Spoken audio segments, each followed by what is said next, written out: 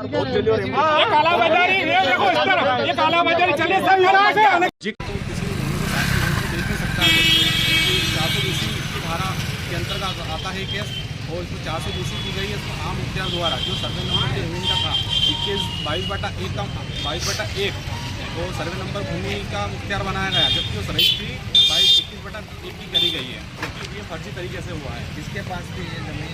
ये जमीन मांगलाल जी चुन्नीलाल जी के पास। और जैसे कि वो हमारे दादाजी बहुत बुजुर्ग हो चुके थे, उनकी और मेरी दादी जो है उनको आंखों से कम दिखता था और कानों से बिल्कुल सुनाई नहीं देता था। उनकी देख परवेश हम लोग करते थे और ज़मीन भी हमारे पास हमारे कब्जे में थी। हमें धोखाधड़ी करके मतलब बिला फुसला के मेरे दादा दादी को अकेले में ले गए और उनको रजिस्ट्री करवा ली गई, जबकि हमारे किसी भी प्रकार से सहमति नहीं है उस ज़मीन में और ना ही रजिस्ट्री में हमारी किसी भी प्रकार से सहमति नहीं है। और रजिस्ट्री अगर होती है तो किसी भी हिस्से बंटवारे के आधार पर होनी चाहिए, जबकि ये गलत है। और गलत होने के बावजूद भी उन्होंने किसी को मतलब उपस्थित नहीं करा, परिवार में किसी को उपस्थित नहीं करा। ज़मीन कब बिक्री हुई?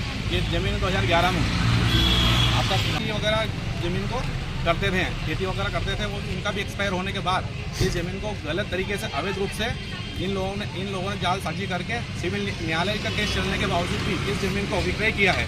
और विक्रय करने के बाद नामांतरण फिर से दोबारा से प्रयास किया जा रहा है। हमने उस आपत्ति भी लगाई है नामांतरण के खिलाफ और अवैध तरीके से ज़मीन जो निष्पादित हुई है वो सिविल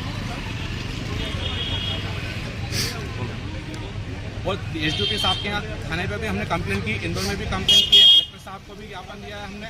और मुख्यमंत्री से निवेदन है कि ऐसे लोगों के खिलाफ कार्रवाई जल्द से जल्द कार्रवाई की जाए। अवैध जमीन को अतिक्रमण करके शासकीय भूमि को भी मतलब अवैध तरीके से बेच रहे हैं, मतलब जालसाजी करके। उसमें पटवारी साहब ने उसमें भी गलत किया है, जो तहसीलदार था, जो पूर्व के तहसीलदार जो पूर्व के पटवारी हैं, उन्होंने भी इसमें गलत किया है, क्योंकि उनको चेक करना था पेपर क्या है।